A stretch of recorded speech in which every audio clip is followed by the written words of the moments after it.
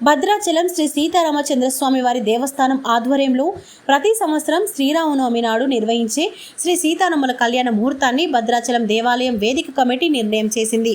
భద్రాద్రిలో స్వస్తి శ్రీ చాంద్రమాన క్రోధినామ సంవత్సరం చైత్రశుద్ధ పాడ్యమి మంగళవారం నుంచి చైత్రశుద్ధ పూర్ణిమ మంగళవారం వరకు అనగా ఏప్రిల్ 9వ తేదీ నుండి 23వ తేదీ వరకు భద్రాద్రిలో శ్రీ స్వామివారి వసంత పక్ష ప్రయుక్త శ్రీరామనవమి తిరు కళ్యాణ బ్రహ్మోత్సవాలు అంగరంగ వైభవంగా నిర్వహించనున్నారు.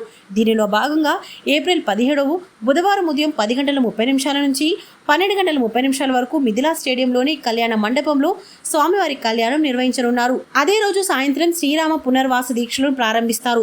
18వ తేదీ గురువారం శ్రీ స్వామివారికి మహాపట్టాభిషేకం జరుగుతుంది.